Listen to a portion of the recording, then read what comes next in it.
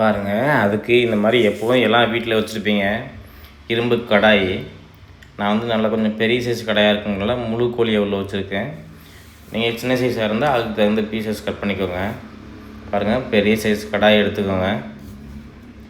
அடுப்பில் வச்சுட்டு அதாவது கல் உப்பு அதாவது கடல் உப்புலேயே வந்து நைஸாக அரைச்சது இருக்கிறதுலே லோ குவாலிட்டி உப்பு வாங்கிக்கோங்க.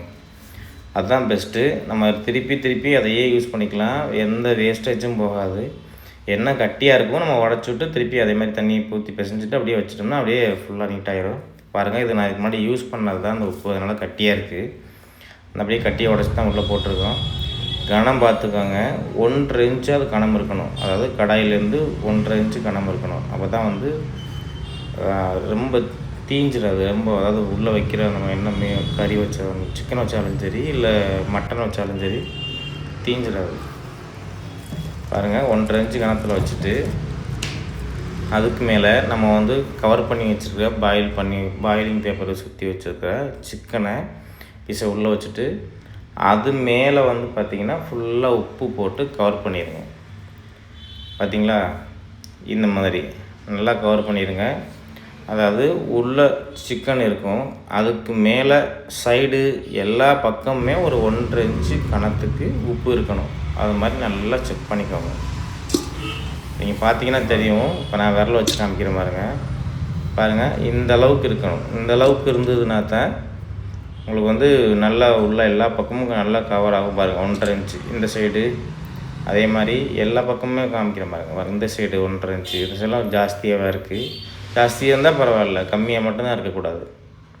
பார்த்திங்களா, அந்த சைடு பாருங்கள், 4 பக்கமுமே சரியான அளவில் நம்ம வந்து பார்த்துக்கணும். இங்கே பார்த்துங்க, பார்த்திங்களா, இதே மாதிரி எல்லா பக்கமும். சப்போஸ் ஒரு பக்கம் கம்மியாக இருந்ததுன்னா அந்த பக்கம் கொஞ்சம் எக்ஸ்ட்ரா இருக்க பக்கம் உப்பை வச்சு அப்படியே ஃபுல்லாக கவர் பண்ணிக்கோங்க. இதுதான் ட்ரிக்கு. நம்ம வந்து ஒரு அவ்வளோ சூப்பராக அப்படியே பஞ்சு மாதிரி ரெடி ஆகிடுதுங்க. நம்ம வந்து அவன் வச்சு கரண்ட் பில்லை கட்டிக்கிட்டு இருக்கிறதுக்கு இது ஒரு 1 ஹவரில் அப்படியே லோ ஃப்ளேமில் வச்சிட்டிங்கன்னா கேஸ் எவ்வளோ வந்துருப்போது, ஒன்றும் பெருசாக செலவாகாது. அதே மாதிரி திருப்பி பண்ணிக்கலாம். இதே போச்சு திருப்பி பண்ணிக்கலாம். பாருங்கள், இந்த மாதிரி எல்லாம் ஃபுல்லாக கவர் பண்ணிக்கோங்க. அப்படியே கையை வச்சு லைட்டாக அப்படியே டச் பண்ணிக்கோங்க. அப்படி டச் பண்ணால் அப்படியே ஃபுல்லாக கவர் ஆகிடும். ஆமாம், இதே பாருங்கள், இதே மாதிரி அப்படியே கவர் பண்ணிக்கோங்க. பார்த்தீங்களா எவ்வளோ சூப்பராக ஆயிடுச்சுன்னு பார்த்தீங்களா. நம்ம இந்த மாதிரி பண்ணுறதுனால அவனாக இருந்தால் ரிப்பேர் ஆகாது, காயில் போச்சு, அது போச்சு, கரண்ட் இல்லை, எந்த டென்ஷனும் இல்லை. சூப்பராக ரெடி பண்ணிடலாம்.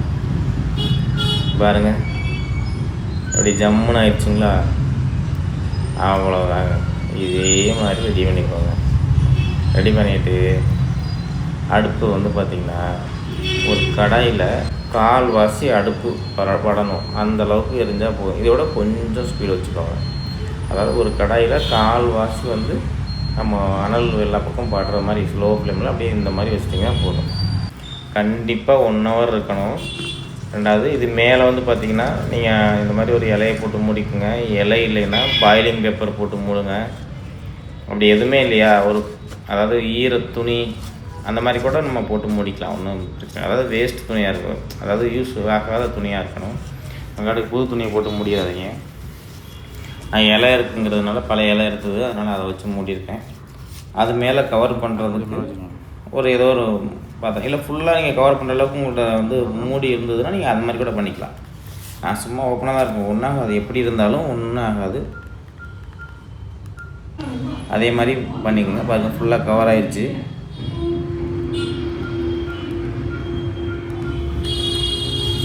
பாருங்கள், 1 ஹவர் ஆயிடுச்சு.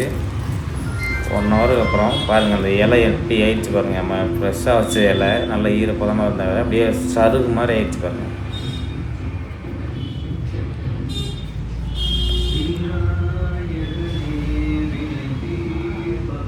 பார்த்தீங்களா, 1 ஹவர் ஆயிடுச்சு.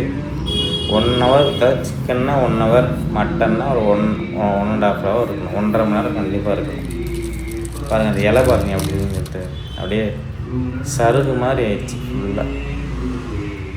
அந்தளவுக்கு நல்லா ஹீட் உள்ளே ஏறிடுச்சு.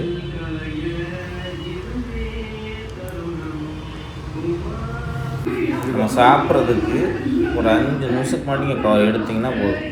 பாருங்கள், முடி எடுத்தாச்சு. இலை என்ன கண்டிஷனில் வச்சோம், இப்போ என்ன கண்டிஷனில் இருக்குதுன்னு பாருங்கள். அப்படியே சும்மா பேப்பர் மாதிரி இருக்குது.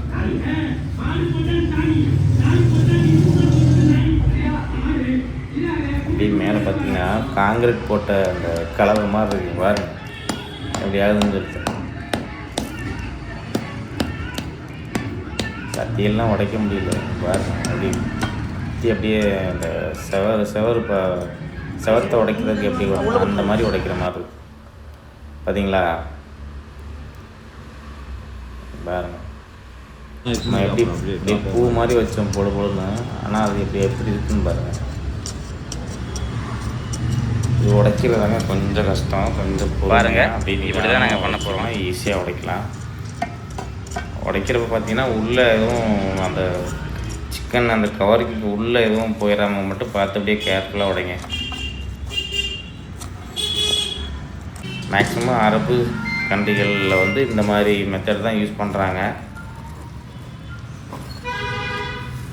ஏதாவது ஆயிலே இல்லாமல், எந்த ஆயிலே இல்லாமல் சிக்கன் நம்ம வந்து சமைக்கணும் அப்படின்னா ஒன்று அவனில் சமைக்கணும், அப்படின்னா இந்த மாதிரி சமைக்கணும். இல்லைன்னா விறகு இந்த மாதிரி வச்சு கொளுத்தலாம். பட் நமக்கு டவுனில் இருக்கிறதுனால விறகுலாம் வச்சு கொளுத்த முடியாது. பாருங்கள், ஒரு வழியாக உடைச்சாச்சு.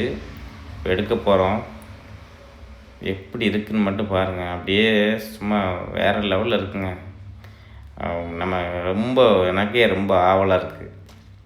நிறைய டைம் பண்ணியிருக்கோம், இருந்தாலும் ஒவ்வொரு டைம் பண்ணும்போதும் அது அந்த ஆவல் அப்படியே மாறி எப்படி இருக்குங்கிற மாதிரி தோணுது. பாருங்கள், ஒரு தண்ணி கூட உள்ளே போகல. சூப்பராக எடுத்தாச்சு.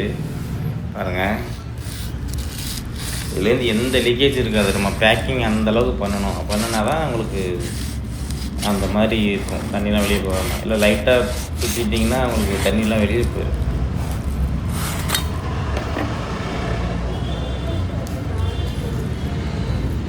பாருங்கள், கட் பண்ணியாச்சு.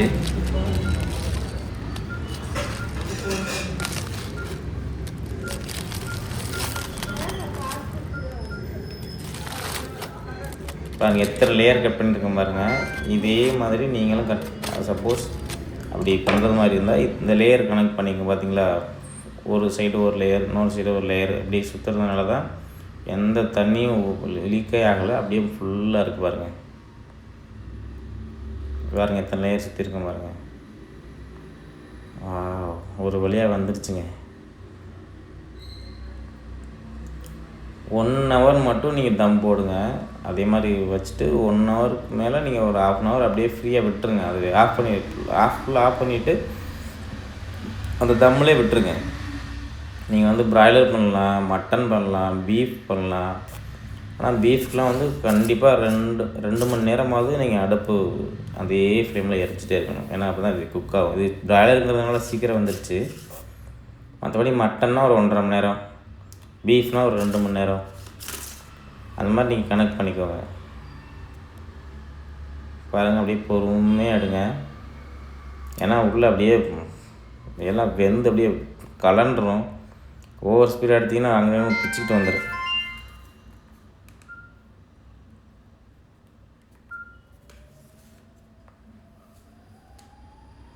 பார்த்தீங்களா, ஒரு பிட்டு தண்ணி கூட நம்ம ஊற்றவே இல்லை.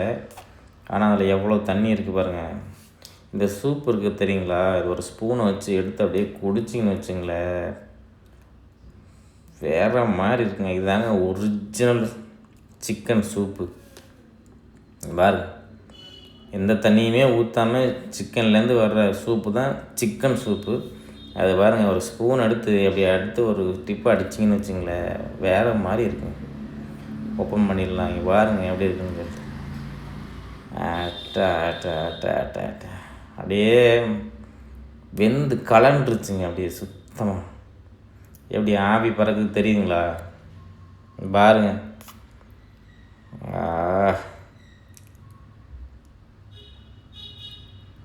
எப்படி இருக்கு பாருங்க. சூப்பராக வந்துருச்சா?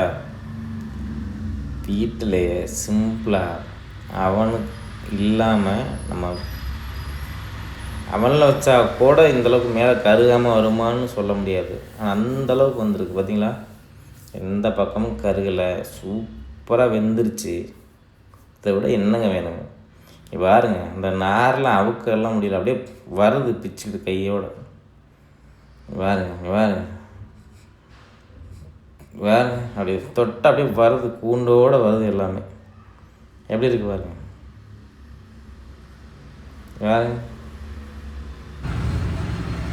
இந்த மாதிரி டெக்கரேஷன் பண்ணி உங்கள் வீட்டில் வர்ற கெஸ்ட்டுக்கோ இல்லை நம்ம வீட்டில் உள்ள குழந்தைங்களுக்கு கொடுத்தீங்கன்னா எந்த இதுவும் வர, எந்த கெமிக்கல் இல்லை, எது ஒன்றும் இல்லை.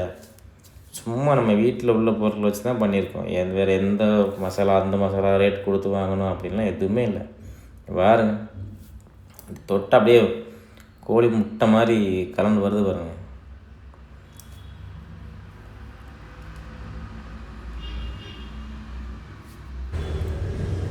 பார்த்தீங்களா அப்படி இருக்குன்னு சொல்லிட்டு.